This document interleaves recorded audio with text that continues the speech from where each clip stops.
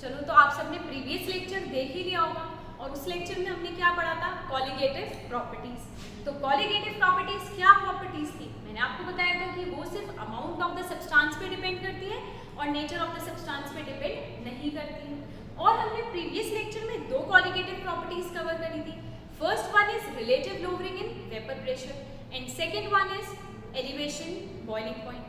अब इस वीडियो में हम क्या पढ़ेंगे? एलिवेशन एंड बॉइलिंग पॉइंट का ग्राफ। उससे पहले मैं आपको एक बात बता दूं, उससे पहले आपको समझना पड़ेगा थ्री फेज डायग्राम। अब ये थ्री फेज डायग्राम क्या है? जब मैं बताऊंगी तभी तो समझ आएगा कि what is three phase diagram. तो चलो देखते हैं कि क्या है ये थ्री फेज डायग्राम।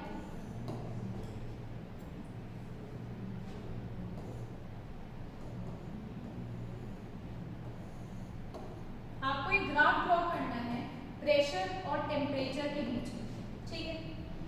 एक आप कर्व करेंगे, ड्रॉ सी पॉइंट से ओ पॉइंट तक।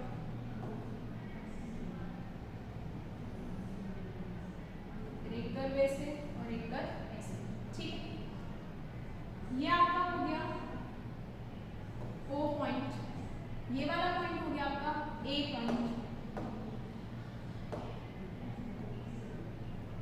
This is your A point and this is your B point। ये ग्राफ सब लोग ड्रॉ करेंगे। उसके बाद अब हम बात करते हैं कि ये ग्राफ रिप्रेजेंट क्या कर रहा है और इस ग्राफ को हम क्यों पढ़ रहे हैं एलिवेशन बॉइलिंग पॉइंट से पहले। चलो तो देखते हैं। जो आपका C से लेके O तक का कर्व है, ये क्या रिप्रेजेंट करता है? सॉलिड और गैस जब आपके इक्विलिब्रियम स्टेट में होते हैं तो ये क्या रिप्रेजेंट करता है? OC curve. ठीक बात है। जब आपका सॉलिड और लिक्विड इक्विलिब्रियम स्टेट में होता है तो ये कौन सा कर्व रिप्रेजेंट करता है? O to A। और O to B कौन सा कर्व रिप्रेजेंट करता है? ये रिप्रेजेंट करता है लिक्विड जब इक्विलिब्रियम स्टेट में होगा किसके साथ? गैस के साथ। इतनी बात समझ आई? चलो अब इसे थोड़ा समझ लेते हैं। ये एक्चुअल में क्या है? जब आपका सॉलिड और गैस दोनों इक्विलिब्रियम स्टेट में, दैट मींस इक्विलिब्रियम स्टेट क्या होती है? जितना अमाउंट ऑफ सॉलिड गैस में कन्वर्ट हो रहा है उतनी ही अमाउंट ऑफ गैस आपकी सॉलिड में कन्वर्ट हो तो इस स्टेट को क्या बोलते हैं? इक्विलिब्रियम स्टेट, ठीक है। और ये बात आप सबको पता होगी कि जब सॉलिड गैस में कन्वर्ट होता है, डायरेक्टली गैस में कन्वर्ट होता है, तो इस बात को हम क्या बोलते हैं? इस बात को हम बोलते हैं सब्लिमेशन।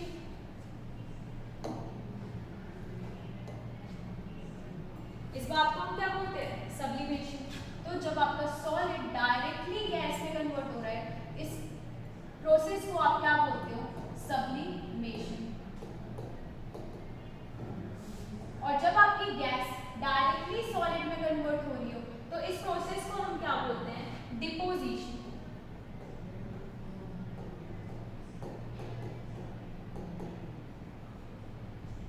ठीक है। तो जब सॉलिड का वेपर प्रेशर और गैस का वेपर प्रेशर इक्वल हो जाए उस टाइम उस चीज को हम क्या बोलते हैं? इक्विलिब्रियम स्टेट, ठीक है। और जब सॉलिड गैस में कन्वर्ट हो रहा है इसको क्या बोलते हैं? सब्लिमेशन। और जब गैस डायरेक्टली कन्वर्ट हो रही है सॉलिड में, इस पॉइंट को आप क्या बोलते हो? डिपोजिशन को, डिपोजिशन, ठीक है। अब जिस टेम्परेचर पे सॉलिड और लिक्विड, सॉलिड और गैस आपके इक्विलिब्रियम स्टेट में है, इस पॉइंट को आप क्या बोलोगे? Sublimation point. तो जो आपका OC का कर्व है ये क्या रिप्रेजेंट कर रहा है? ये रिप्रेजेंट कर रहा है सब्लिमेशन पॉइंट। तो OC कर्व क्या रिप्रेजेंट कर रहा है? Sublimation curve. सब्लिमेशन कर्व, ठीक। उसके बाद आप बढ़ते हैं O to A की कर्व की तरफ। तो अब O to A क्या कर्व रिप्रेजेंट कर रहा है? सॉलिड टू लिक्विड जब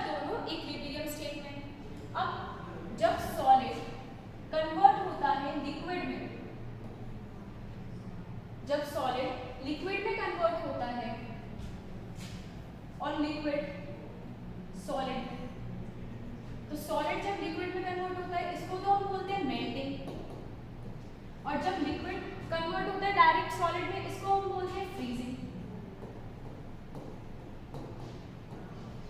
तो इस कर्व को हम क्या बोलेंगे, O टू A कर्व क्या रिप्रेजेंट कर रहा है, OA कर्व क्या रिप्रेजेंट कर रहा है आपका, melting point curve, melting point curve. इतनी बात समझ आई। अब सॉलिड और लिक्विड दोनों इक्विलिब्रियम स्टेट में है। इसका क्या मतलब है कि जो सॉलिड का वेपर प्रेशर है वो इक्वल है लिक्विड के वेपर प्रेशर से। जितना सॉलिड लिक्विड में कन्वर्ट हो रहा है उतना ही लिक्विड सॉलिड में कन्वर्ट हो रहा है। और जिस टेम्परेचर पे ये चीज मेंटेन है उस टेम्परेचर को आप क्या बोलेंगे, मेल्टिंग पॉइंट। और जो कर्व रिप्रेजेंट कर रहा है इस प्रोसेस को, ये कर्व कौन सा रिप्रेजेंट कर रहा है, O टू A ये कर्व रिप्रेजेंट कर रहा है, तो उस कर्व को हम क्या बोलेंगे, मेल्टिंग पॉइंट कर्व। इतनी बात समझ आई। अब हम बात करेंगे O टू B कर्व की। अब O टू B कर्व क्या रिप्रेजेंट कर रहा है, पहले चलो मैं बता देती हूँ कि क्या रिप्रेजेंट कर रहा है। ये रिप्रेजेंट कर रहा है boiling point curve, boiling point curve. अब जब लिक्विड गैस में कन्वर्ट हो रही है तो इस बात को हम क्या बोलते हैं, इवेपोरेशन।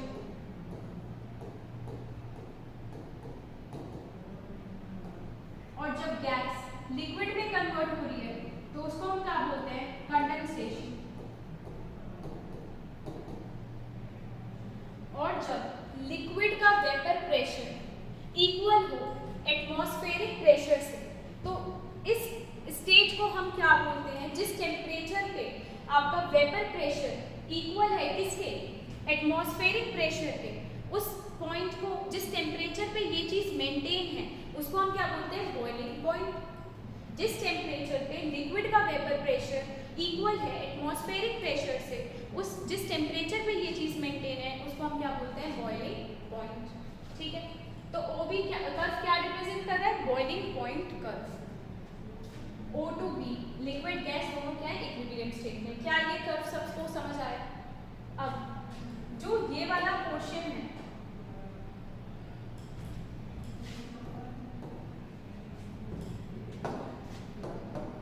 जो आपका ग्रीन वाला पोर्शन है पूरा, ये क्या रिप्रेजेंट कर रहा है, सॉलिड। ठीक है, क्योंकि यहाँ सॉलिड टू गैस की बात हुई है, यहाँ सॉलिड टू लिक्विड की बात हुई है, तो यहाँ मैं क्या लिख सकती हूँ, सॉलिड। और यहाँ solid to liquid, liquid to gas की बात हुई है, तो यहाँ पर क्या बोल सकते हैं कि यहाँ पर क्या है, लिक्विड स्टेट। ठीक, और यहाँ सॉलिड टू गैस और लिक्विड टू गैस की बात हुई है, तो ये वाली जो नीचे की स्पेस है ये क्या रिप्रेजेंट कर रही है, गैस। इतने में किसी को कोई प्रॉब्लम, ठीक है। अब इस ग्राफ को कॉपी करेंगे और इस चीज को समझेंगे, क्योंकि यही ग्राफ आपको हेल्प करेगा एलिवेशन इन बॉइलिंग पॉइंट के ग्राफ को समझने में और डिप्रेशन इन फ्रीजिंग पॉइंट के ग्राफ को समझने में। ये बात इतनी समझ आई या नहीं। चलो तो अब हम देखेंगे एलिवेशन इन बॉइलिंग पॉइंट का graph.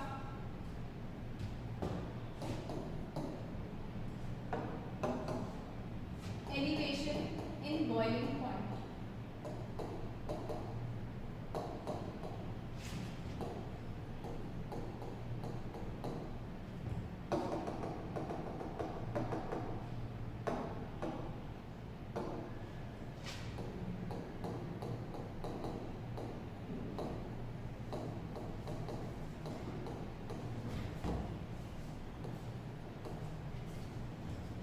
Elevation in boiling point graph. अब ये ग्राफ किसके बीच में ड्रॉ होगा, अगेन ये जो ग्राफ होगा ये ड्रॉ होगा आपका वेपर प्रेशर और टेम्परेचर के बीच।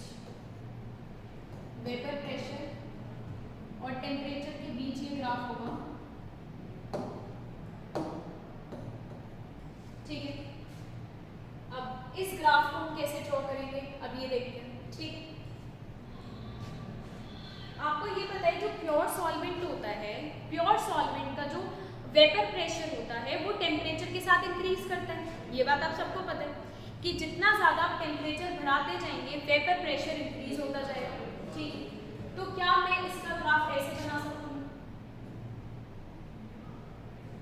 ठीक, अब ये ग्राफ कैसे आया? यहाँ पर वेपर प्रेशर हम कब देखते हैं, ये बताओ मुझे, हम कब देखते हैं? जब सॉलिड, हम बॉइलिंग पॉइंट कब देखते हैं? चलो हम सबसे पहले बॉइलिंग पॉइंट की बात कर लेते हैं। हम बॉइलिंग पॉइंट कैसे देखते हैं? हम बॉइलिंग पॉइंट तब देखते हैं जब लिक्विड और गैस का जो वेपर प्रेशर है वो इक्वल हो जाए, उसी टेम्परेचर को हम बॉइलिंग पॉइंट बोलते हैं। ठीक है, अब ये ग्राफ, ये कर्व मैंने ऐसे क्यों ड्रॉ किया है? इसका आंसर क्या है? इसका आंसर ये है कि हमारा जो लिक्विड और गैस जब इक्विलिब्रियम स्टेट में होते हैं तब उसका जो ग्राफ होता है वो O और B वाला ग्राफ होगा। O और B वाला कर्व हम ड्रॉ करेंगे। तो इसलिए मैंने आपको ये पहले 3 फेज डायग्राम समझाया है, जिससे कि आपको एलिवेशन एंड बॉइलिंग पॉइंट का ग्राफ समझ आए कि हमने इसको ऐसे क्यों ड्रॉ किया है। हमने डायरेक्टली स्ट्रेट लाइन कर्व क्यों ड्रॉ नहीं किया कि जब वेपर जितना टेम्परेचर बढ़ रहा है उतना ही वेपर प्रेशर बढ़ता जाएगा। तो अब समझ आया कि हमने स्ट्रेट लाइन ग्राफ क्यों नहीं ड्रॉ किया। ठीक है, चलो, तो अब ये जो ग्राफ है ये है प्योर सॉल्वेंट।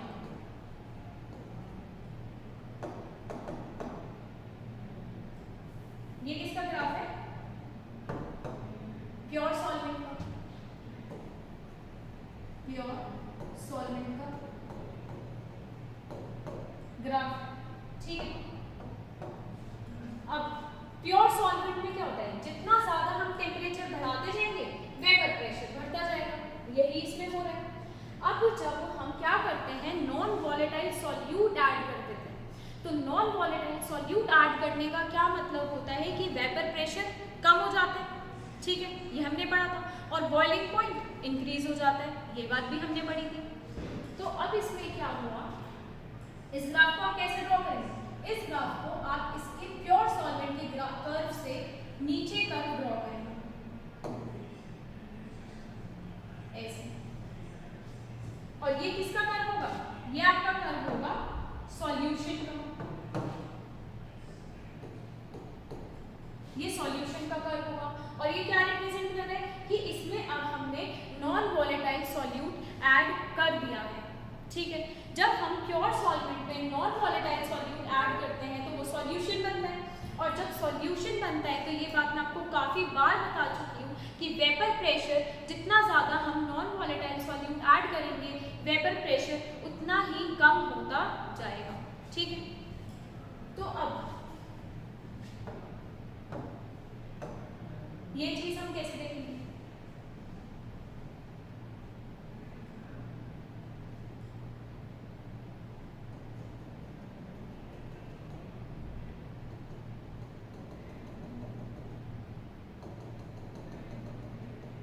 अब देखो, ठीक है, वेपर प्रेशर इस पॉइंट पे, ये जो पॉइंट है इस पॉइंट पे अब क्या है, जो वेपर प्रेशर है वो किसके बराबर है?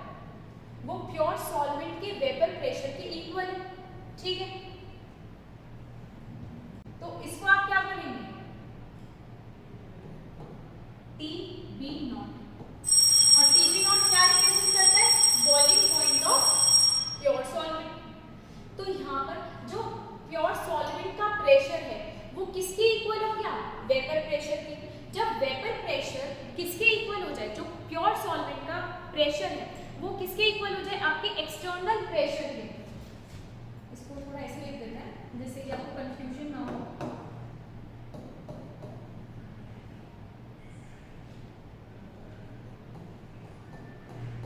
तो जो आपका एक्सटर्नल प्रेशर है वो किसके इक्वल हो गया? Vapour pressure of the pure solvent के। जिस पॉइंट पे ये दोनों वेपर प्रेशर सेम हो गए उस पॉइंट को हम क्या बोलते हैं? TB not. That means boiling point of pure solvent. ये बात आपको पता है? TB नॉट यहाँ पर क्या रिप्रेजेंट कर रहा है? Boiling point of pure solvent.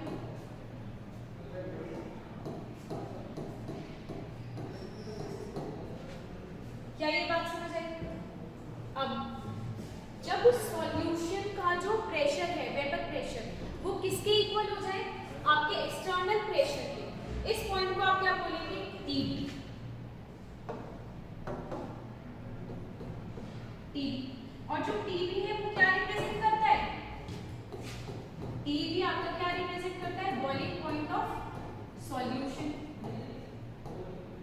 क्या ये बात समझ आई? टीवी क्या रिप्रेजेंट करता है? Boiling point of solution. और बॉइलिंग पॉइंट ऑफ सॉल्यूशन यहाँ पर कैसे रिप्रेजेंट किया? एक बार मैं आपको ये बात और बता देती हूँ, जब आपका जो एक्सटर्नल प्रेशर है वो किसके इक्वल हो गया? Vapour pressure of the solution के, तो इस जिस टेम्परेचर पे ये चीज हुई है उस पॉइंट को आप क्या बोलोगे?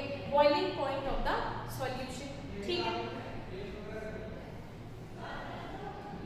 अब जो इन दोनों के बीच का डिफरेंस है इसको आप क्या बोलोगे? Delta TB. ठीक है, और डेल्टा टीबी क्या होता है?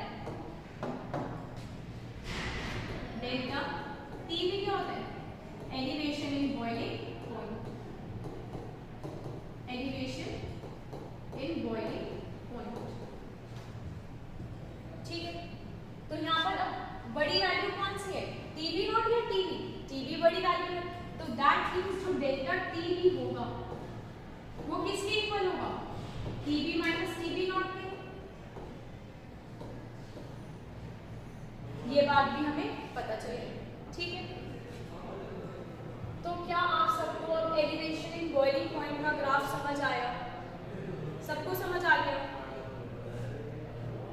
चलो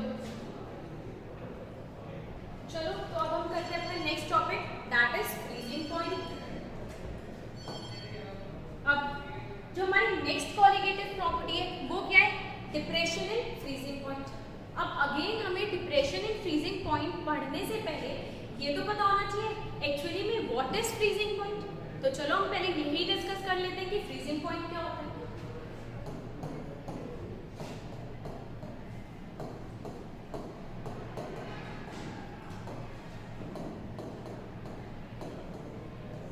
now tell me what is freezing point. इसमें क्या होता है? जो H2O आपका सॉलिड में होता है,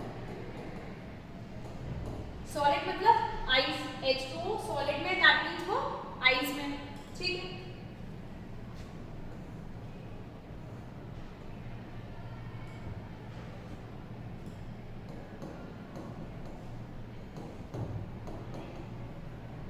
और वो किसके साथ इक्विलिब्रियम में है? लिक्विड के साथ। मतलब जो आइस है वो लिक्विड के साथ इक्विलिब्रियम में कब आएगी? अब इस बात को हम देखते हैं, डायनेमिक इक्विलिब्रियम। इस बात को अभी हम समझेंगे कि मैंने ऐसा क्यों बोला। अब जब जितनी अमाउंट ऑफ सॉलिड है या जितना सॉलिड है वो लिक्विड में कन्वर्ट हो रहा है और जितना लिक्विड है वो सॉलिड में कन्वर्ट हो रहा है, जब हमारी ऐसी वाली स्टेट आ जाती है तो उसको हम क्या बोलते हैं? Equilibrium state. जितना सॉलिड है वो लिक्विड में कन्वर्ट हो रहा है और जितना लिक्विड है वो सॉलिड में कन्वर्ट हो रहा है, तो इस स्टेट को हमने क्या बोला? Equilibrium state. ठीक है, अब इसमें हमें क्या और क्या देखना है ये भी हम देखते हैं। ये बात मैंने आपको बताई थी, जब सॉलिड लिक्विड में कन्वर्ट होता है इसको हम बोलते हैं मेल्टिंग पॉइंट, और जब लिक्विड सॉलिड में कन्वर्ट होता है इसको हम बोलते हैं फ्रीजिंग। ये बात भी समझ आ रही है? अब फ्रीजिंग पॉइंट क्या होता है ये अब हमें देखना है। तो जब वेपर प्रेशर किसका? H2O सॉलिड का, जब आपका आइस का वेपर प्रेशर इक्वल हो जाए vapour pressure of the liquid के, तो उस पॉइंट को हम क्या बोलते हैं? Freezing point. चलो तो पहले इसी को नोट डाउन कर लेते हैं। It is the temperature at which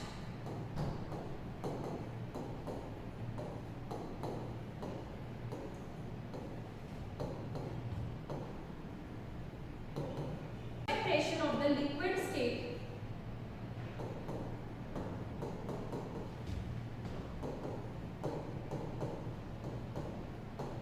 becomes equal to the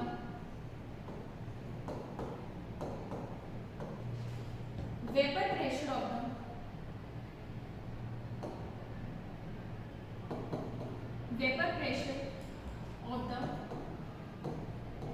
solid state. और सॉलिड स्टेट यहाँ पर सॉलिड किसको बोला गया है? आइस को। ठीक है, तो जब आपका जिस टेम्परेचर पे आपका वेपर प्रेशर ऑफ द जो लिक्विड स्टेट का वेपर प्रेशर है वो इक्वल हो जाए vapour pressure of the solid state, मतलब आइस के वेपर प्रेशर के जब इक्वल हो जाए उस टेम्परेचर को, उस पॉइंट को हम क्या बोलते हैं? Freezing point. अब आपके दिमाग में क्वेश्चन आएगा कि आपने तो हमें ये बताया था कि सिर्फ लिक्विड का ही वेपर प्रेशर होता है। अब सॉलिड का तो हमने पढ़ा था कि नॉन वॉलेटाइल सॉल्यूट, और सॉलिड का तो कोई वेपर प्रेशर नहीं होता।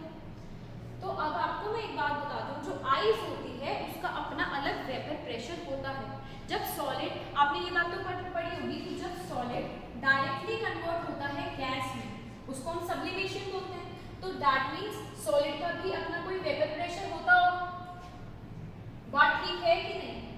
तो इसमें क्या होता है, जो आपकी आइस है, जो आपकी आइस है, मान लो मैंने जो आइस है, आइस को क्या करा, आपने फ्रीजर में जो आइस क्यूब्स होती हैं उसको किसी कंटेनर में ना रख के आप आइस क्यूब्स को एज इट इज फ्रीजर में रखो। तो क्या होगा, कुछ टाइम बाद आप जब उसको देखोगे वो श्रिंक हो जाएगी। अब वो श्रिंक कैसे हो जाएगी, जो आपकी आइस है, फॉर एग्जाम्पल ये आइस क्यूब है, इसको हमने फ्रीजर में रख रखा है ऐसे, ठीक है। अब ये आइस क्यूब क्या होगी, कुछ टाइम बाद श्रिंक हो जाएगी। श्रिंक होकर थोड़ी छोटी हो जाएगी। अब ये छोटी कैसे हुई, तो इस टाइम पे क्या होगा, ऐसा कुछ नहीं होगा फ्रीजर में। ये तो है नहीं कि जो आपके सॉलिड है वो पहले लिक्विड में कन्वर्ट होगा, फिर जो लिक्विड है लिक्विड से वेपर प्रेशर बनेंगे, ऐसा कुछ भी नहीं होगा। आइस बिना मेल्ट करे ही श्रिंक होगी। और वो कैसे श्रिंक होगी, जो इसके आइस क्यूब्स के ऊपर जो सरफेस मॉलिक्यूल्स प्रेजेंट होते हैं उनके पास इतनी एनर्जी प्रेजेंट होती है कि वो डायरेक्टली गैस में एस्केप हो जाए। और इस चीज को हम क्या बोलते हैं कि आइस के भी अपने वेपर प्रेशर होता है।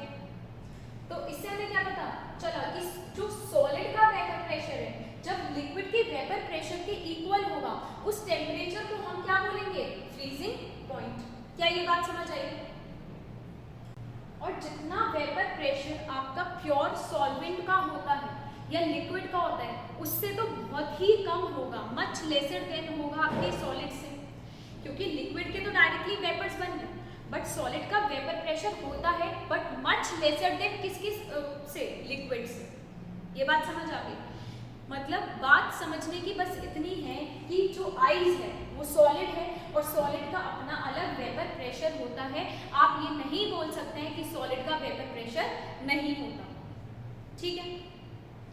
तो आइस का तो होता है, जो नॉन वॉलेटाइल सॉल्यूट है वो अलग केस है, उसका कोई वेपर प्रेशर नहीं होता। कभी आप ये बोले कि आपने तो हमें प्रीवियस लेक्चर में ये बताया था कि जो नॉन वॉलेटाइल सॉल्यूट होता है उसका वेपर प्रेशर नहीं होता, तो वो बात अभी भी ठीक है। जो नॉन वॉलेटाइल सॉल्यूट हम ऐड करते हैं प्योर सॉल्वेंट के अंदर, उसका कोई भी वेपर प्रेशर नहीं होता है। बट जो आइस है, जो ऑलरेडी वो पानी से ही बनी है, तो जो आइस है, आइस क्यूब को अगर आप फ्रीजर में विदाउट कंटेनर ऐसे ही रख दोगे तो वो कुछ टाइम बाद श्रिंक होगी। आप एक बार एक्सपेरिमेंट करके घर पे देख भी सकते हो। तो जब वो श्रिंक होगी, दैट मीन्स वो मेल्ट तो नहीं हुई है। फ्रीजर में कोई भी चीज मेल्ट तो नहीं होगी, बट वो श्रिंक हो गई। श्रिंक हो गई इसका मतलब क्या है कि जो उसके सरफेस मॉलिक्यूल्स थे वो डायरेक्टली वेपर्स में कन्वर्ट हो गए, और जब वेपर्स में कन्वर्ट हुए तो वेपर प्रेशर होगा, और जब वेपर प्रेशर होगा तो हम कह सकते हैं कि जो सॉलिड है, दैट मीन्स जो आइस है, उसका अपना अलग वेपर प्रेशर होता है। क्या इतनी बात समझ आई? चलो अब हम अपना टॉपिक कवर करते हैं, डिप्रेशन इन फ्रीजिंग पॉइंट। जो आपकी थर्ड क्वालिटेटिव प्रॉपर्टी है, that is depression in freezing point. Depression in freezing point.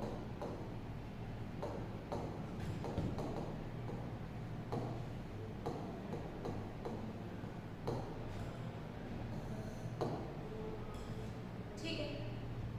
अब डिप्रेशन इन फ्रीजिंग पॉइंट का क्या मतलब है कि जो फ्रीजिंग पॉइंट है उसको हम कम कर दें। Lowering of the freezing point हो या depression of the freezing point हो, बात एक ही है। हमने elevation of the boiling point पढ़ा था, मतलब कि हमें बॉइलिंग पॉइंट बढ़ाना था, ठीक है। हमने एलिवेशन का मतलब क्या था, रेज, तो elevation of the boiling point हमने पढ़ा था। अब यहाँ हम क्या पढ़ रहे हैं, depression of the freezing point, मतलब lowering of the freezing point, ठीक है। अब हम फ्रीजिंग पॉइंट को कैसे कम करेंगे इस बारे में अब हम पढ़ेंगे। ये अगेन हमें पता है कॉलिगेटिव प्रॉपर्टी है। तो जैसे ही हम प्योर सॉल्वेंट के अंदर आप नॉन वॉलेटाइल सॉल्यूट ऐड करोगे तो फ्रीजिंग पॉइंट आपका कम हो जाएगा। तो पहले डिप्रेशन इन फ्रीजिंग पॉइंट को ही लिख लेते हैं। It is a colligative property.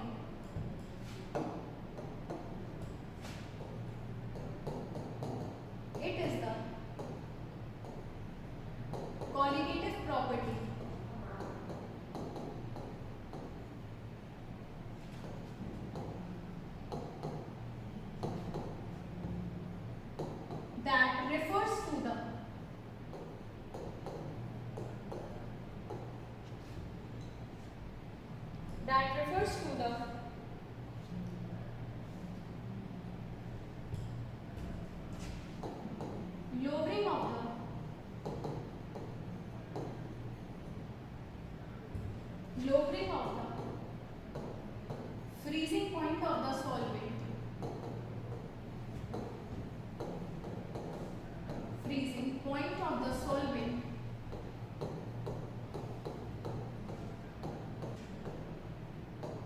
when a non-volatile solute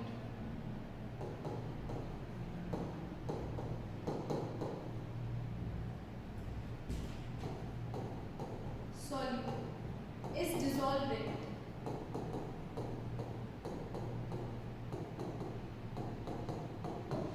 अभी मैंने आपको बताया कि डिप्रेशन इन फ्रीजिंग पॉइंट का मतलब है फ्रीजिंग पॉइंट को कम करना। अब फ्रीजिंग पॉइंट को कम करना, यही चीज मैंने आपको लिखाई है। फ्रीजिंग पॉइंट को हम कम कैसे करेंगे?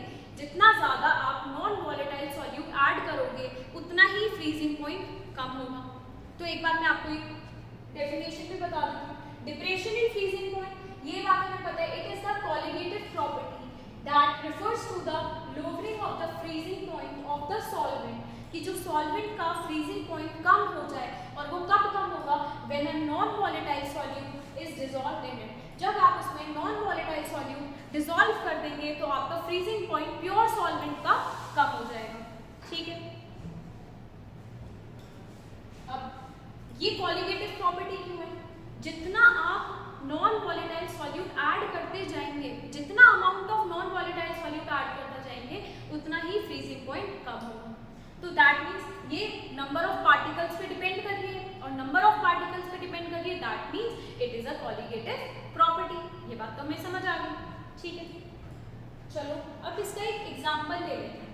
प्रैक्टिकल लाइफ एग्जांपल से अगर हम समझेंगे तो थोड़ा शायद समझ आ जाए। तो इसका एग्जांपल हम लेते हैं, अब जो हिली स्टेशंस पे जहाँ पर बर्फ पड़ती है, कश्मीर हो गया, मनाली हो गया, यहाँ पर बर्फ पड़ती है और रोड ब्लॉक्स हो जाती हैं। इतनी बर्फ पड़ती है, वहाँ पर इतनी ठंड होती है कि रोड ब्लॉक्स हो जाती है। अब जो रोड ब्लॉक ना हो, किसी टूरिस्ट को यहाँ या फिर वहाँ पर जो लोकल रहने वाले हैं उनको प्रॉब्लम ना हो, तो इसका कोई सॉल्यूशन तो निकालना पड़ेगा। तो उसका सॉल्यूशन क्या है? यही है डिप्रेशन इन फ्रीजिंग पॉइंट। वो लोग क्या करते हैं? रोड पे सॉल्ट स्प्रेड कर देते हैं। अब उन्होंने सॉल्ट स्प्रेड कर दिया, इसका मतलब उन्होंने नॉन वॉलेटाइल सॉल्यूट ऐड कर दिया। तो जब पानी आपका फ्रीज होना था 0 डिग्री सेल्सियस पे, अब वो किस पे फ्रीज होगा? मान लीजिए वो -2 डिग्री सेल्सियस पे होगा। तो पहले कहाँ तो वो एकदम बर्फ जम रही थी, रोड ब्लॉक्स हो रही थी। अब जब हमने जितना वहाँ सॉल्ट स्प्रेड कर दिया तो अब उसका फ्रीजिंग पॉइंट कम हो गया। अब वो बहुत ही ज़्यादा टेम्परेचर गिर गया तो तब जाके वहाँ पर बर्फ जमेगी, अदरवाइज वो रोड्स ब्लॉक नहीं होंगी। ठीक है, ये इसका एग्जाम्पल है। चाहे आप ये एग्जाम्पल नोट भी कर सकते हो। जो आपका प्योर वाटर का फ्रीजिंग पॉइंट होता है, freezing point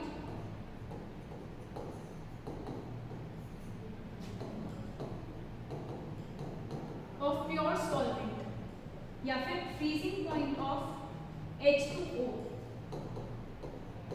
is 0 degree Celsius. जो आपका फ्रीजिंग पॉइंट है वाटर का वो क्या है? 0 डिग्री सेल्सियस। अब मैंने क्या लिया? Salt solution.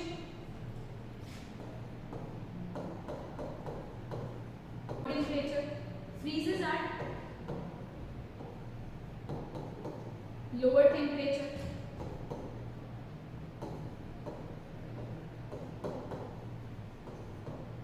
ठीक है, salt solution freezes at lower temperature.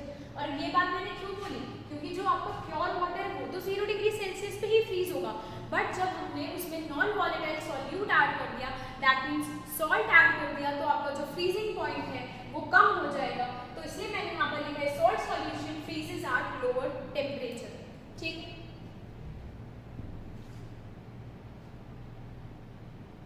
तो आप लिख सकते हैं that's why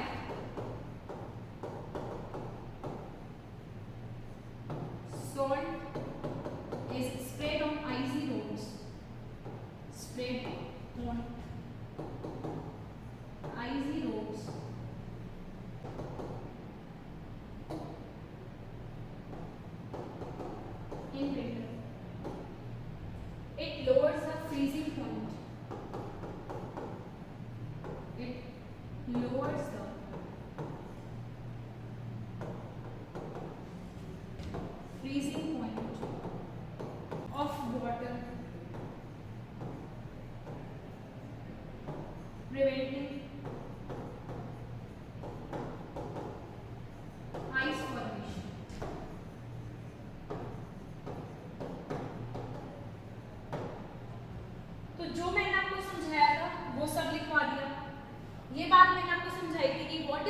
depression in freezing point.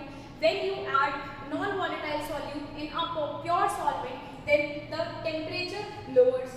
तो क्या लिखा है यहाँ पर? It is a colligative property that refers to the lowering of the freezing point. Freezing point कम हो गया solvent का जब आपने उसमें when a non-volatile solute is dissolved in it, जब आपने उसमें non-volatile solute ऐड किया.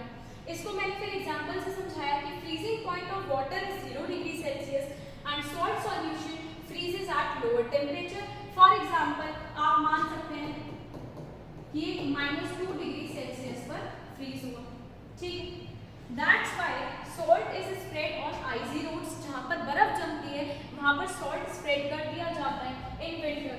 It lowers the freezing point. इससे क्या होता है? जो freezing point होता है वो कम हो जाता है वाटर का, preventing ice formation. इससे क्या होती है? बर्फ वहाँ पर नहीं जमती है और रोड ब्लॉक नहीं होती है.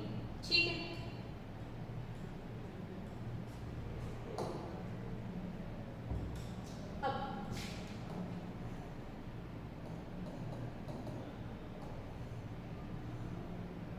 ये प्योर सॉल्वेंट.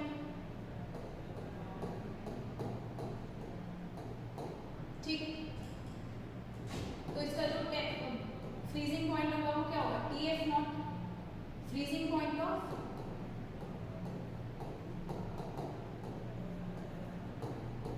TF नॉट क्या रिप्रेजेंट करेगा? Freezing point of pure solvent. ठीक है. उसके बाद आप इसमें नॉन वोलेटाइल सॉल्यूट ऐड करोगे.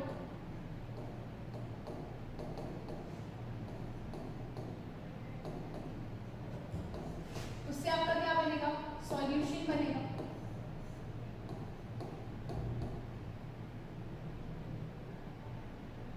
और इसका जो फ्रीजिंग पॉइंट होगा वो क्या होगा? Freezing point of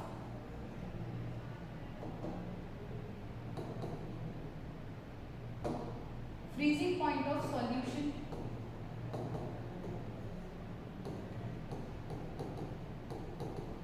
Freezing point of solution. क्या ये बात समझ आए?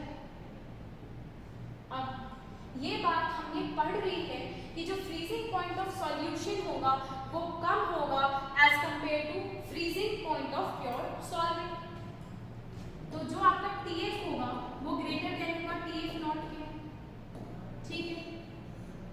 क्योंकि मैं आपको ये बात बार बार बता चुकी हूँ कि जैसे ही हम नॉन वोलेटाइल सॉल्यूट ऐड करेंगे आपका फ्रीजिंग पॉइंट कम हो जाएगा. ठीक. तो डेल्टा TF क्या होता है? Depression in freezing point.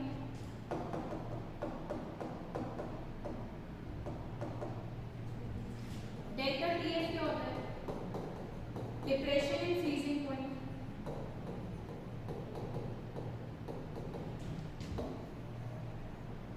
Depression in freezing point. अब डेल्टा TF को आप कैसे लिख सकते हैं? Delta TF is equals to TF minus TF not. क्योंकि आप बड़े में से ही तो छोटे को माइनस करेंगे. तो delta TF is equals to TF minus TF not. ठीक. अब हमने बॉइलिंग पॉइंट में क्या पढ़ा था? Delta TB is equals to TB not minus TB. ठीक. अब डेल्टा TF वो डायरेक्टली प्रोपोर्शनल होता है किसके? मोलालिटी के. तो ये बात मैंने आपको बता रखी है. जो स्मॉल m होता है वो डायरेक्टली इसको हम क्या बोलते हैं? मोलालिटी. ठीक. तो डेल्टा TF डायरेक्टली प्रोपोर्शनल है किसके? m के, स्मॉल m के, दैट इज मोलालिटी. तो delta TF is equals to KF into m लिख सकती हूँ मैं.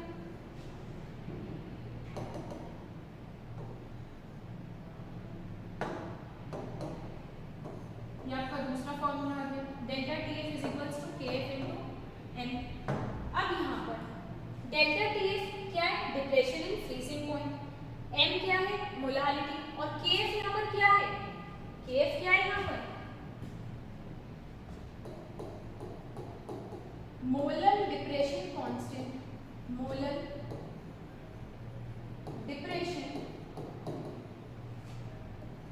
Constant.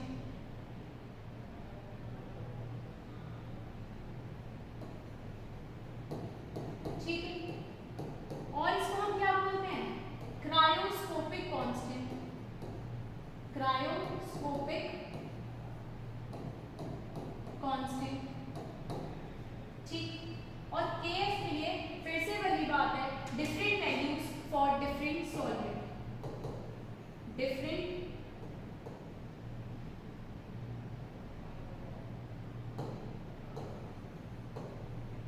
different values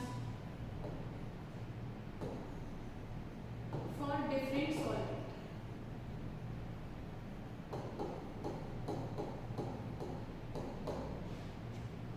different value होगी केएफ की डिफरेंट सॉल्वेंट के लिए। ठीक है, और जो केएफ की वैल्यू होगी फॉर H2O वो क्या होगी आपकी 1.86 केल्विन केजी पर मोल। ठीक है,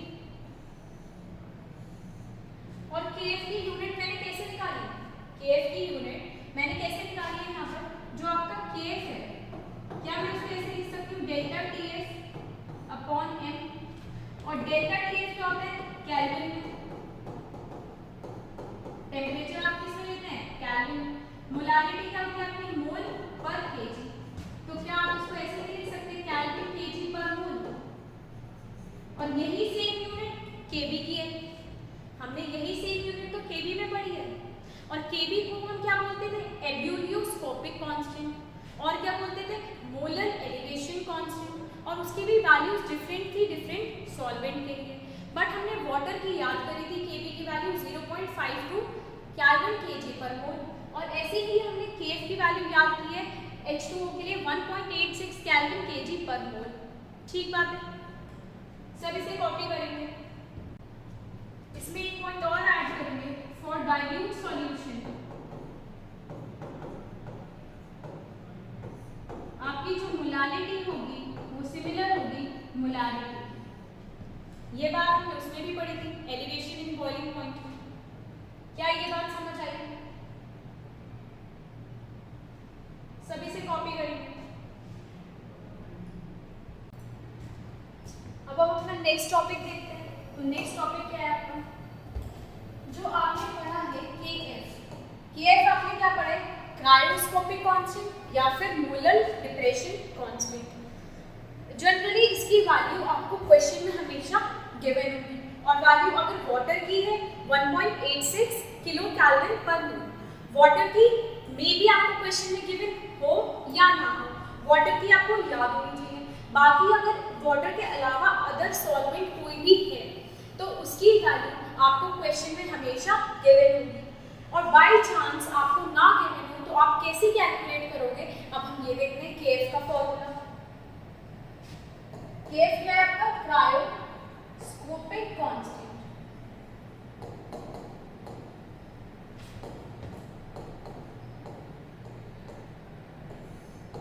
ठीक है, अब केएफ का क्या फॉर्मूला होता है? Kf is equal to RM TF naught का होल स्क्वायर अपॉन 1000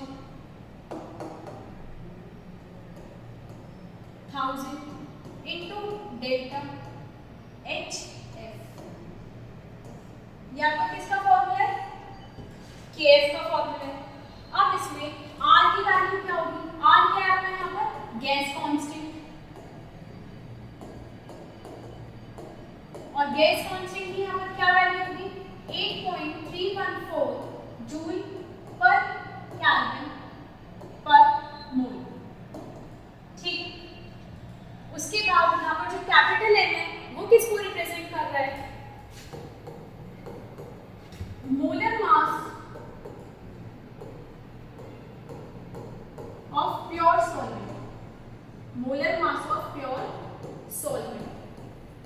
और आपका molar mass of pure solvent किसमें होना चाहिए? ग्राम पर मोल में। ठीक, इसके बाद TF नॉट यहाँ पर किसको रिप्रेजेंट कर रहा है? ये बात तो आपको पता ही है। TF नॉट क्या है? फ्रीजिंग पॉइंट ऑफ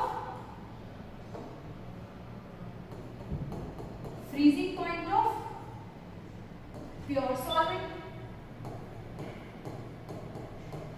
ठीक बात है. एंड अपॉन में 1000 into डेल्टा HF. तो डेल्टा HF यहाँ पर किसे रिप्रेजेंट कर रहा है? Enthalpy of fusion. Enthalpy of fusion. ठीक, ये हो गया आपका KF का फॉर्मूला. और KF की यूनिट तो हमने पढ़ी. यूनिट क्या होती है? केल्विन kg पर मोल. और वाटर की वैल्यू क्या होती है वो भी हमने प्रीवियस स्लाइड में पढ़ी थी. 1.86 किलो केल्विन पर मोल. ठीक है, क्या ये बात समझ आई? Similarly for Kb. और Kb आपका क्या है? Ebullioscopic constant.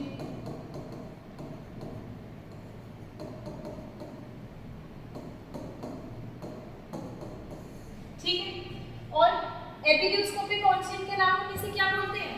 Molar elevation constant. ठीक है, तो Kb का क्या फॉर्मूला होगा? Kb is equals to R into N into delta TB naught का square upon 1000 into delta HV. अब यहाँ पर अगेन R क्या होगा? Gas constant 8.314 joule per kelvin per mole. ठीक है, N क्या होगा? Molar mass of pure solvent किसमें? ग्राम पर मोल में. TB naught. अब TB नॉट का स्ट्रेंथ, तो यहाँ पर TB नॉट क्या होगा? Boiling point of pure solvent.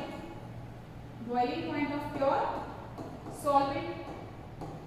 ठीक, उसके बाद क्या होगा? अपॉन में 1000 into डेल्टा HV. और डेल्टा HV क्या होगा? Enthalpy of vaporisation. Enthalpy of vaporisation.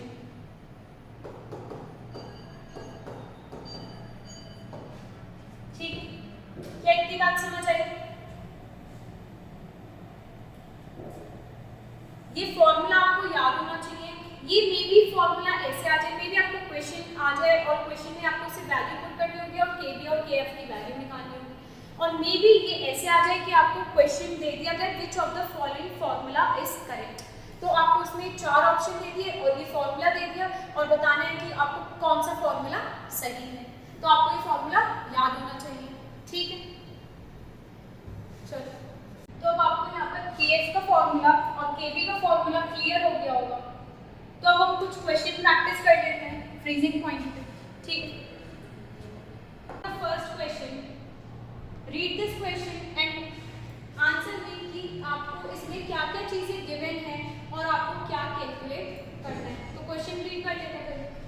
Calculate the mass of ascorbic acid. आपको मास कैलकुलेट करना है किसका? एस्कॉर्बिक एसिड का. एस्कॉर्बिक एसिड का आपको फॉर्मूला गिवन है C6H8O6. ठीक है, to be dissolved in 75 gram of acetic acid. तो यहाँ पर एसिटिक एसिड आपका क्या है? सॉल्वेंट है. और एस्कॉर्बिक एसिड क्या है आपका? Solute. To lower its melting point by 1.5 degree Celsius. तो इसका मतलब आपको क्या गिवन है? डेल्टा TF गिवन है 1.5 डिग्री सेल्सियस. ठीक है, अब आपको मास कैलकुलेट करना है. तो हम फॉर्मूला लगाएंगे, वैल्यूज पुट करेंगे और मास निकाल लेंगे. अब इसमें मैं आपको एक बात समझा दूं. जब भी change elevation in boiling point, that means आपको जब भी डेल्टा TB की वैल्यू गिवन हो या डेल्टा TF की वैल्यू गिवन हो, तो उसका चेंज चाहे सेल्सियस का चेंज हो वो भी और जो केल्विन का चेंज होगा वो भी, दोनों इक्वल ही आएंगे. चाहे आप इसको सेल्सियस में कैलकुलेट करोगे तो भी वही आंसर होगा और जब आप उसको केल्विन में कैलकुलेट करोगे तो भी उसका आंसर वही होगा. तो सेल्सियस का चेंज और केल्विन का चेंज वैल्यू इक्वल ही होती है. तो जब भी आपको क्वेश्चन में डेल्टा TF की वैल्यू गिवन हो या फिर डेल्टा TB की वैल्यू गिवन हो अगर आपको डिग्री सेल्सियस में गिवन है तो उसको केल्विन में चेंज करने की बिल्कुल भी कोई ज़रूरत नहीं है। अपनी कैलकुलेशन क्यों ही टफ बनाना है। बट अगर आपको क्वेश्चन में TF की वैल्यू गिवन है या T नॉट F की वैल्यू गिवन है या TB की गिवन है या TB नॉट की वैल्यू गिवन है तो आप इसको चेंज करेंगे किसमें? केल्विन में। अगर क्वेश्चन में डिग्री सेल्सियस में वैल्यू दे रखी है तो आप उसको केल्विन में चेंज करेंगे। बट अगर डेल्टा TF और डेल्टा TB की वैल्यू दे रखी है तो आपको उसको चेंज करने की कोई ज़रूरत नहीं है। ये बात मैंने आपको इसलिए बताई जिससे कि आपकी कैलकुलेशन ईजी हो जाए। ठीक है, अब डेल्टा TF का हमने फॉर्मूला पढ़ा था KF × M। ठीक, डेल्टा TF क्या है? 0.1 degree Celsius is equals to KF आपका क्या होगा? अब यहाँ पर KF की वैल्यू आपको दे रखी है, ऐसे भी कह सकते हैं सॉल्वेंट, और different solvent different values for KF, और KF की वैल्यू यहाँ पर आपको कितनी गिवन है? 3.9। अब मोलैरिटी क्या होती है? Number of moles of solute, moles of solute upon solvent in KG. तो क्या होगी molarity? Moles of solute, solute उसमें क्या है? Ascorbic acid. तो आपको गिवन मास तो निकालना है तो उसको x मान लेते हैं। मोलर मास आप यहाँ से कैलकुलेट कर लेंगे C6H8O6। तो आप जब यहाँ से कैलकुलेट करेंगे तो आपका क्या आएगा? 176 ग्राम upon mass of solvent in KG. क्या होता है? मास ऑफ सॉल्वेंट इन केजी, और सॉल्वेंट का मास क्या है? 75 ग्राम। तो 75 अपॉन उसको आप किसमें कन्वर्ट करेंगे? केजी में अपॉन 1000। ठीक है, तो क्या मैं मोलैरिटी को ऐसे लिख सकती हूँ? 7/176 × 1000/75। This is my molarity. अब मोलैरिटी की वैल्यू को यहाँ पुट करेंगे x/176 × 1000/75। यहाँ से आपकी x कैलकुलेट करोगे 0.1 × 176 × 75 अपॉन 1000 × 3.9। तो जब आप इसको कैलकुलेट करोगे तो आपको किसका मास मिल जाएगा? एस्कॉर्बिक एसिड का मास। तो आपका इसमें आप ये खुद से कैलकुलेट करेंगे और मुझे बताएंगे आप सबका क्या आंसर आ रहा है। और जब आप इसको कैलकुलेट करेंगे तो योर आंसर विल बी 5.08 ग्राम। और ये जो आपने पहला क्वेश्चन प्रैक्टिस किया है ये एनसीईआरटी का ही इन टेक्स्ट क्वेश्चन। कौन सा क्वेश्चन है ये? एनसीईआरटी इन टेक्स्ट।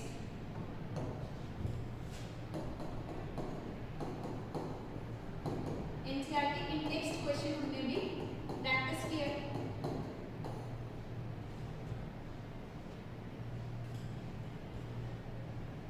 क्या सबको ये क्वेश्चन समझ आया? Now come to the next question. इसको भी पढ़ लेते हैं पहले। When 25.6 gram of sulfur was dissolved in 1000 gram of benzene, मतलब कि आपको सॉल्यूट का मास भी गिवन है और सॉल्वेंट का मास भी गिवन है। ठीक, the freezing point lowered by 0.512 kelvin. That means आपको क्या गिवन है? डेल्टा TF आपको गिवन है, दैट इज 0.512 केल्विन। ठीक, calculate the formula of sulphur. अब आपको सल्फर का फॉर्मूला निकालना है। तो सल्फर का फॉर्मूला निकालने के लिए हम क्या करेंगे? जो ये X दे रखा है तो S और X का यहाँ पर क्या मतलब है? ये जो X होगा वो कुछ होगा, यहाँ पर कोई नंबर आएगा और यहाँ पर जो नंबर आएगा वो हम कैसे निकालते हैं?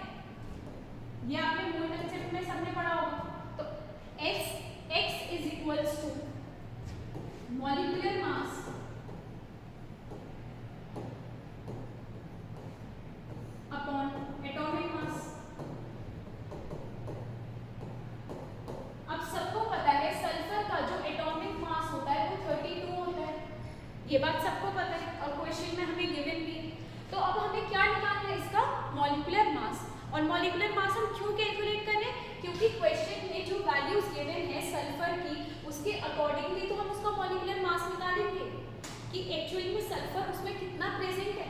ठीक, तो गिवन मास हमें दे रखा है, मॉलिक्यूलर मास हम कैलकुलेट करेंगे इस फॉर्मूले से, डेल्टा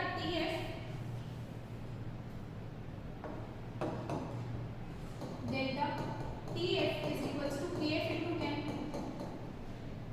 डेल्टा TF आपको दे रखा है 0.512 is equals to KF की वैल्यू क्या है 5.12 into मोलारिटी।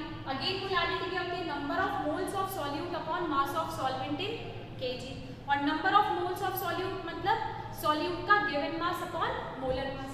गिवन मास आपको दे रखा है 25.6, मॉलिक्यूलर मास फॉर एग्जांपल मैंने y मान ली, ठीक है, इन अब mass of solvent in KG, तो मास ऑफ सॉल्वेंट क्या है आपको 1000 ग्राम, इसको केजी में कन्वर्ट करने के लिए आप क्या करेंगे, डिवाइड बाय 1000, तो क्या होगा, जो मास ऑफ सॉल्वेंट है वो आपको 1000 ग्राम गिवन है, इसको जब आप केजी में कन्वर्ट करेंगे तो 1000 डिवाइडेड बाय 1000 करेंगे तो आपको क्या आ जाएगा 1 केजी, तो क्या मैं यहाँ डायरेक्टली 1 पुट कर सकती हूँ, कर सकती हूँ। अब इसको कैलकुलेट करेंगे तो y is equals to 5.12 into 25.6 upon 0.512। अब 5.12 को 0.512 से डिवाइड करेंगे तो आपका न्यूमरेटर में क्या बचेगा 10, तो 25.6 into 10, तो y की वैल्यू क्या आ गई आपकी 256 ग्राम, तो इसका मॉलिक्यूलर मास क्या आ गया 256 ग्राम। अब आपको क्वेश्चन में क्या बोला है, calculate the formula of sulphur, sulphur का आपको फॉर्मूला कैलकुलेट करना है, तो वो आप कैसे करेंगे, x is equals to molecular mass upon atomic mass. Molecular mass आप अभी कैलकुलेट करके चुके हैं, that is 256 divided by atomic mass, and now what is atomic mass 32, तो यहाँ से आपकी x की वैल्यू आ जाएगी, x is equals to molecular mass क्या है आपका 256, एटॉमिक मास क्या है आपका 32, तो जब आप इसको कट करेंगे योर आंसर विल बी 8, तो इसका सल्फर का मॉलिक्यूलर फॉर्मूला क्या होगा, सल्फर का फॉर्मूला क्या होगा Sx है, और x हमने कैलकुलेट करा है दैट इज 8, तो S8 will be your answer. ठीक है, क्या सबको ये क्वेश्चन समझ आया? Now come to the next question, और उस क्वेश्चन पे आने से पहले मैं आपको ये बता दूं, ये one of the important question है और ये आपका PYQ में आ चुका है, PYQ 2020-23 में ये क्वेश्चन आ चुका है बोर्ड्स में, तो आप बोर्ड्स का लेवल भी देख सकते हैं कि बोर्ड्स में इस टाइम पे अच्छे लेवल के क्वेश्चंस कराए जा रहे हैं, पूछे जा रहे हैं, तो आप अच्छे लेवल के ही क्वेश्चन प्रैक्टिस करें। ठीक है, now come to the next question, first read this question, a 5% solution of cane sugar in water has freezing point of 271 Kelvin, that means आपको solution का टेम्परेचर गिवन है दैट इज 271 केल्विन, तो आपको क्या given है TF is equals to 271 kelvin. अब इसमें एक बात ये देखने वाली है कि आप 5% सॉल्यूशन ऑफ केन शुगर, तो केन शुगर तो आपका सॉल्यूट हो गया, अब इसमें सॉल्वेंट क्या है इन वाटर, तो वाटर आपका क्या है सॉल्वेंट, तो जो आपका TF नॉट होगा, और TF नॉट क्या होता है freezing point of pure solvent, और वाटर का फ्रीजिंग पॉइंट हमें पता होता है 0 डिग्री सेल्सियस, और 0 डिग्री सेल्सियस में अगर हम 273 केल्विन प्लस करते हैं तो आपका आ जाता है। क्वेश्चन में गिवन हो अच्छी बात है, क्वेश्चन में ना गिवन हो तो आपको पता होना चाहिए, बट इस क्वेश्चन में आपको गिवन है freezing point of pure water is 273.15 kelvin, तो आप लिख लेंगे 273.15 केल्विन। क्या इतने में किसी को कोई प्रॉब्लम? ठीक, अब ये क्वेश्चन हमसे पूछ क्या रहा है पहले हम ये भी पता कर लेते हैं। Calculate the freezing point of 5% glucose in water if freezing point of pure water is 273.15 kelvin. आपको एक केस दे रखा है केन शुगर का। केन शुगर में आपको सारी चीजें गिवन है, आपको उसमें सॉल्यूट का मास भी गिवन है, सॉल्वेंट का मास आप कैलकुलेट कर लेंगे और आपको हर चीज गिवन है, ठीक है। उसके बाद आपको उस इक्वेशन की हेल्प से सेकेंड इक्वेशन जो आपको क्वेश्चन में पूछा है 5% ग्लूकोज इन वाटर, तो आपको डेल्टा TF किसका निकालना है, ग्लूकोज के केस में, तो आपको डेल्टा TF कैलकुलेट करना है। अब ये कैसे करेंगे देखते हैं। 5% solution of cane sugar, 5% cane sugar का क्या मतलब है, जल्दी से आप मुझे पहले सब ये बताओ। 5% केन शुगर का क्या मतलब है, 5 ग्राम, और यहाँ पर बाय मास लिखा हुआ है, तो क्या मतलब है 5 gram of cane sugar in 100 gram of solution, in 100 gram of solution. क्या इतनी बात समझ आई? अब यहाँ पर सॉल्यूशन का मास गिवन है, सॉल्यूट का मास गिवन है, तो क्या आप यहाँ से सॉल्वेंट का मास निकाल सकते हैं, दैट इज 100 माइनस 5, 95 ग्राम, और यहाँ सॉल्वेंट क्या है आपका, वाटर। सॉल्वेंट क्या है आपका यहाँ पर, वाटर। तो अगर आप यहाँ पर फॉर्मूला लगाएंगे delta TF is equals to TF not minus TF, तो delta TF is equals to 273.15 minus 271 calorie, तो आप इसको माइनस करेंगे तो डेल्टा TF क्या आएगा 2.15 कैलोरी, ठीक है, इतने में कोई दिक्कत। उसके बाद delta TF is equals to KF into M, delta TF की वैल्यू आपकी क्या है 2.15, और KF की वैल्यू क्या होती है, सॉल्वेंट की जो KF की वैल्यू होती है वो कहते हैं, यहाँ सॉल्वेंट क्या है, वाटर, और वाटर की वैल्यू क्या होती है KF की 1.86 इनटू M क्या है, molarity, moles of solute, moles of solute मतलब कि 5 gram given mass upon molar mass, molar mass आपका क्या है, केन शुगर। अब केन शुगर क्या होता है, पहले आपको ये भी पता होना चाहिए, जो केन शुगर है, केन शुगर का फॉर्मूला क्या होता है, C12H22O11। केन शुगर का सेम वही फॉर्मूला है जो सुक्रोज का है, ठीक है, सुक्रोज हो या केन शुगर हो बात एक ही है। तो इसका मॉलिक्यूलर मास मतलब मोलर मास क्या होगा 342 ग्राम, तो यहाँ पर आप लिखेंगे 342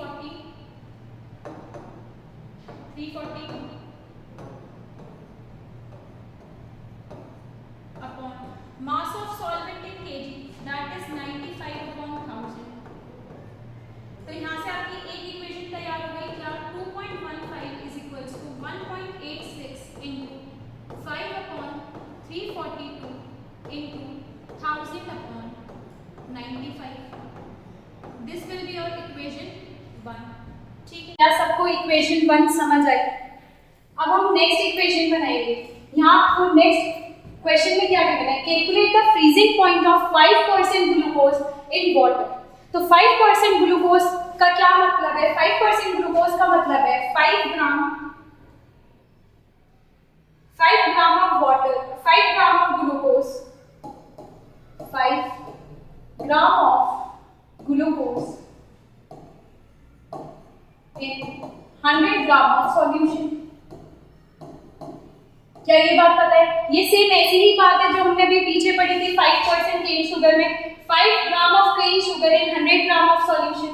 सेम इसमें ही है 5% glucose that means 5 gram of glucose in 100 gram of solution, ठीक है। तो क्या हम यहाँ से सॉल्वेंट का मास कैलकुलेट कर सकते हैं?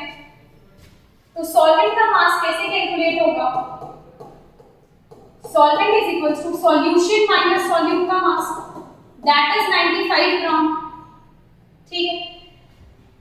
अब डेल्टा TF का अपना फॉर्मूला लगाओगे, delta TF is equals to KF into M, और डेल्टा TF आपको कैलकुलेट करना है तो आप यहाँ लिखेंगे delta TF is equals to KF की वैल्यू आप अगेन यहाँ पर 1.6 रखेंगे। क्यों रखेंगे? क्योंकि जो KF की वैल्यू होती है वो डिपेंड करती है आपकी किस पे? सॉल्वेंट पे। और सॉल्वेंट क्या है यहाँ पर? वाटर। तो वाटर की KF की वैल्यू क्या होती है? 1.86। अब molarity given mass upon molar मास, और गिवन मास क्या है यहाँ पर? 5 ग्राम। 5 अपॉन मोलर मास क्या आपका? 180 into mass of solvent in KG, और मास ऑफ सॉल्वेंट आपको क्या गिवन है? ग्राम में 95 ग्राम। तो इसको आप केजी में कन्वर्ट करेंगे तो यहाँ पर नीचे क्या आएगा? 95 अपॉन 1000। तो अगर मैं इसको रेसिप्रोकल करूंगी तो 1000 अपॉन 95 हो जाएगा। तो क्या मैं यहाँ डायरेक्टली लिख दूं 1000 upon 95, and this is your equation number 2। अब आप जब डेल्टा TF आपको कैलकुलेट करना है, आपके पास इक्वेशन 1 गिवन है, इक्वेशन 2 गिवन है, तो आप क्या करेंगे? इक्वेशन 2 को डिवाइड करेंगे इक्वेशन 1 से। Equation 2 divided by equation 1। Equation 2 आपकी है delta TF is equals to 1.86 into 5 upon 180 into 1000 upon 95, ठीक है, अपॉन इक्वेशन 1 आपकी है 2.15 is equals to 1.86 into 5 upon 342 into 1000 upon 95। क्या इतनी बात समझ आई? अब जब आप इसको डिवाइड करेंगे तो 1000/95 से 1000/95 गया, 5 से 5 कट हो गया, 1.86 से 1.86 कट हो गया, तो आपका क्या बचा? Delta TF upon 2.15 is equals to 342 upon 180। तो अब आप जब यहाँ से कैलकुलेट करेंगे तो यहाँ क्या आएगा? कट करके 19 अपॉन 10, तो your answer will be delta TF is equals to 2.15 into 1.9। तो जब आप इसको कैलकुलेट करेंगे तो your answer will B 4.085 calorie. ठीक, तो क्या सबको ये क्वेश्चन समझ आया? और ये क्वेश्चन काफी बार ऑलरेडी बोर्ड्स में आ चुका है। कभी ऐसे आया है कि हाँ केन शुगर की जगह आपको सुक्रोज दे दिया, कभी ऐसे आया कि 5% की जगह 4% दे दिया। तो ये question one of the most important question है। ये आपका PYQ भी है और NCERT का बेस्ट क्वेश्चन भी है। तो इस टाइप के क्वेश्चंस भी आपको प्रैक्टिस करने हैं। One of the most important question में ये क्वेश्चन लाई कर रहा है। ठीक है, तो क्या सबको ये क्वेश्चन समझ आया? अब मिलते हैं अपनी नेक्स्ट वीडियो में, तब तक के लिए bye bye, keep learning and keep orbit.